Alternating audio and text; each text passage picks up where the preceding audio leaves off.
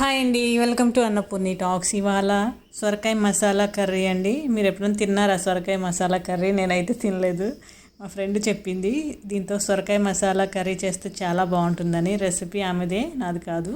నేనైతే first time try చేస్తున్నాను. దీనికోసం లేత సొరకాయ ఒకటి తీసుకోవాలండి, చాలా లేతగా ఉండాలి. అలానే ఒక కొబ్బరి చెక్క, అలానే 2 స్పూన్లు ధనియాలు, ఒక 3 స్పూన్లు గసగసాలు, చెక్క, ఇలాచి, లవంగాలు తీసుకున్నాను. ఇప్పుడు కొంచెం వెల్లుల్లి, అలానే అల్లం ముక్క, ఇవన్నీ కూడా రెడీ చేసి పెట్టుకోవాలి. ఒక ఆనియన్ కూడా అండి, మీడియం సైజ్ ఆనియన్ కూడా. ఇవన్నీ రెడీగా పెట్టుకుంటే మన కర్రీ ఈజీగా రెడీ అయిపోతుంది. ఇప్పుడు ఈ సొరకాయని తీసుకొని తల తోక కట్ చేసేసిన తర్వాత ఒక ఫోక్ తీసుకొని దీని మొత్తం కూడా ఘాట్లు పెట్టుకోవాలి. ఇలా కుచ్చేసేయాలన్నమాట. హోల్స్ పెట్టుకుంటే ఏంటంటే మనం ఇప్పుడు ఈ కూరకి పెద్ద పెద్ద ముక్కలు కట్ చేస్తాం కాబట్టి మనం వేసుకున్న మసాలాలు, స్పైసెస్, ఉప్పు, కారం అంతా కూడా ఆ లోపలికి వెళ్ళి మంచిగా జ్యూసీగా తయారవుతుందన్నమాట. ఈ వీడియోలో చూపించిన విధంగా ఇంత సైజ్ అయితే కట్ చేశానండి నేను. పెద్ద పెద్ద ముక్కలని చెప్పింది, సరే ఇంత ముక్కలు అయితే కట్ చేసేసాను నేను. ఇలా అన్నీ కూడా కట్ చేసుకొని పెట్టుకున్న తర్వాత ఈ ఆనియన్ కూడా స్లైసెస్ లాగా కట్ చేశాను. ఇప్పుడు స్టవ్ పైన ప్యాన్ పెట్టుకొని ఈ చెక్క, ఇలాచి, లవంగాలు ఇవన్నీ కూడా వేసుకొని, కొబ్బరి కూడా వేసుకొని, ధనియాలు కూడా వేసేసుకొని మంచిగా రోస్ట్ చేసుకోవాలండి. డ్రై రోస్ట్ చేసేసుకోవాలి. ఇది కొంచెం వేగిన తర్వాత గసగసాలు ఏవైతే ఉన్నాయో అవి కూడా వేసేసుకొని లాస్ట్లో కొంచెం చిటపట్లాడేంత వరకు ఫ్రై చేసుకుంటే సరిపోతుంది. ఇలా చిటపట్లాడిన తర్వాత తీసి పక్కన పెట్టుకోవాలి. తర్వాత మళ్ళీ కొంచెం ప్యాన్లో ఆయిల్ వేసుకొని ఆనియన్స్ కట్ చేసుకున్నాం కదా, అవి కూడా ఫ్రై చేస్తున్నాను నేను. ఈ ఆనియన్స్ ఎక్కువ గోల్డెన్ బ్రౌన్ కలర్ అవసరం లేదండి, కొంచెం సాఫ్ట్ అయితే సరిపోతుంది. సాఫ్ట్ అయిన తర్వాత తీసేసుకోవచ్చు. ఈ విధంగా సరిపోతుంది. తీసేసి పక్కన పెట్టుకున్నాను. ఇప్పుడు అదే ఆయిల్లో ఈ సొరకాయ ముక్కలు వేసుకొని బాగా ఫ్రై చేసుకోవాలి.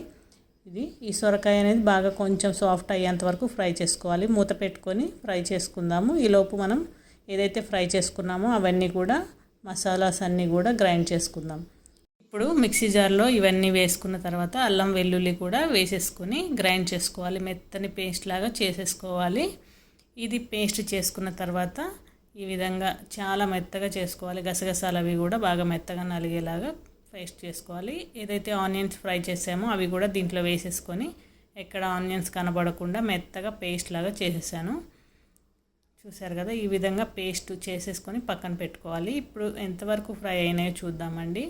ఇది ఇంకా ఫ్రై అవ్వలేదండి, ఇంకొంచెం ఫ్రై అవ్వాలి. ఇంకొకసారి కొంచెం మూత పెట్టేసి మళ్ళీ కొంచెం ఫ్రై చేసుకుందాము. ఇది కొంచెం గోల్డెన్ బ్రౌన్ కలర్ వచ్చేంత వరకు ఫ్రై చేస్తున్నాను నేనైతే. చూసారు కదా, ఇలా సరిపోతుంది. ఇంకా ఇవి ఒక ప్లేట్లోకి తీసుకొని పక్కన పెట్టేసుకొని మళ్ళీ స్టవ్ పైన ప్యాన్ పెట్టేసుకొని ఆయిల్ వేసుకున్న తర్వాత దీంట్లో ఒక చిన్న టీ స్పూను సోంపు వేసానండి. సోంపు కొంచెం చిట్లపట్లాడిన తర్వాత కరివేపాకు కూడా వేసి కొంచెం చిట్పట్లాడేంత వరకు వెయిట్ చేయాలి. ఎందుకైతే దాంట్లో ఉన్న ఫ్లేవర్స్ అన్నీ కూడా ఆయిల్లో వచ్చే విధంగా కొంచెం సేపు వెయిట్ చేసి అప్పుడు మనం ఏదైతే గ్రైండ్ చేసుకున్నామో ఆ పేస్ట్ అంతా కూడా ఆయిల్లో వేసుకొని ఆయిల్ పైకి తేలేంత వరకు, సపరేట్ అయ్యేంత వరకు, ఆయిల్ పేస్ట్ సపరేట్ అయ్యేంత వరకు మనం ఈ ఆయిల్లో కుక్ చేసుకోవాలండి. ఈ పచ్చివాసన ఏమన్నా ఉంటే పోతుంది. అలానే చాలా మంచి టేస్ట్ కూడా ఉంటుంది కాబట్టి మనం ఆయిల్లో బాగా ఇది ఫ్రై చేసుకోవాలి. ఇప్పుడు మంచిగా కలుపుకొని కొద్దిసేపు కుక్ చేసుకుందాం. ఇప్పుడు చూసారు కదా, ఈ విధంగా ఇది మొత్తం కూడా ఆయిల్ సపరేట్ అయిపోయింది. అలానే మనకి తెలిసిపోతుంది ఈ పేస్ట్ అనేది గుల్లగా తయారవుతుందన్నమాట. అప్పుడు మనం ఏం చేయాలంటే దీంట్లో ఒక 1/2 టీ స్పూను పసుపు యాడ్ చేశానండి. 1/2 టీ స్పూన్ పసుపు, 2 టీ స్పూన్స్ కారం యాడ్ చేశాను. మాకు కారం ఎంత తింటామో దానికి సరిపడా నేను యాడ్ చేశాను. తగినంత సాల్ట్, ఇవన్నీ వేసుకొని ఒక 2 నుంచి 3 నిమిషాలు మళ్ళీ మనం కుక్ చేసుకోవాలి. ఇదంతా కూడా గ్రేవీ అంతా కూడా మంచిగా కలిసే విధంగా కలుపుకొని ఈ ఆయిల్ సపరేట్ అయ్యేంత వరకు కూడా ప్యాన్కి ఈ పేస్ట్ అతుక్కోకుండా సపరేట్ అయిపోతుందండి, అంతవరకు ఫ్రై చేసుకోవాలి. అప్పుడు ఈ ముక్కలు ఏవైతే ఉన్నాయో ఫ్రై చేసుకున్న ముక్కలు, సొరకాయ ముక్కలు వేసేసుకొని బాగా కలిపేసుకోవాలండి. ఈ మసాలా అంతా కూడా ముక్కలకి పట్టే విధంగా బాగా కలుపుకోవాలి. కలుపుకొని 1 నిమిషం పాటు 2 నిమిషాలు 1 నిమిషం టు 2 నిమిషాలు మనం మూత పెట్టుకుంటే ఆ మసాలా అంతా కూడా పడుతుంది. ఇప్పుడు మూత తీసి ఒకసారి మిక్స్ చేసుకొని దీంట్లో కొంచెం వాటర్ వేసుకుందామండి.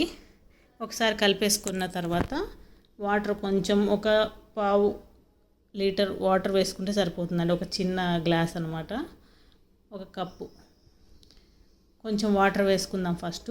వేసుకొని మొత్తం కలిపేసుకున్న తర్వాత ఇంకా ఎంతవరకు పడుతుందో చెక్ చేసుకుని అప్పుడు మిగతా వాటర్ కూడా వేసుకుందాం. చూసారు కదా ఆ గ్లాస్తో 1 గ్లాస్ వాటర్ వేస్తున్నాను నేను. మిగిలిన వాటర్ మిక్సీ జార్లో వేసుకొని కడిగేసి దాంట్లో వేసేసానండి. ఇలా వేసేసుకుని ఒకసారి కలుపుకొని మూత పెట్టేసుకుని ఆయిల్ పైకి తేలేంత వరకు కుక్ చేసుకోవాలి. ఇప్పుడు చూద్దామండి. ఆయిల్ చూసారు కదా, ఇలా ఆయిల్ పైకి తేలుతుంది. కర్రీ అయితే రెడీ అయిపోయింది మనకి. చాలా చాలా గుమగుమలాడుతుందండి, మంచి స్మెల్ వస్తుంది. నేను కూడా తినాలి ఇప్పుడు. నేను కూడా తినలేదు ఎప్పుడు. ఇది ఎలా ఉంటుందో చూడాలి నేను కూడా. మీరు కూడా చేసుకోండి. సొరకాయ ఇష్టం ఉన్న వాళ్ళందరూ కూడా సొరకాయతో ఈ రెసిపీ చేసుకోండి. చాలా చాలా బాగుంటుంది. తప్పకుండా మీరు అందరూ టేస్ట్ చేయండి. స్టవ్ ఆఫ్ చేసేసానండి. కొంచెం కొత్తిమీర చల్లేసుకొని పైన తినేయటమే.